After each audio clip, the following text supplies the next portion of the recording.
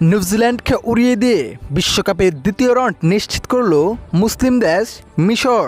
নিউজিল্যান্ডের বিপক্ষে খেলতে নেমে রীতিমতো হেরে বসছিল মুসলিম দেশ মিশর। কেননা শুরুর 15 মিনিটেই গোল খেয়ে বসেন মিশর। দুর্দান্ত গোল করেন নিউজিল্যান্ডের প্লেয়ার সুরমান। 15 মিনিটে গোলকে পিছিয়ে যান মিশর। এরপর হাফ এনারের আগে সেই গোল আর শোধ করতে পারলেন না তারা। তারপর হাফ এনারের পরে আবারও মাঠে নামেন মিশর ভয়ঙ্কর রূপে। এরপর 59 মিনিটে দুর্দান্ত গোলের দেখা পায় মিশর। 1-1 গোলে ম্যাচটি ড্র করে ফেলেন তারা। এরপর 8 মিনিটের ব্যবধানে আরও একটি দুর্দান্ত গোলের দেখা পায় মিশর।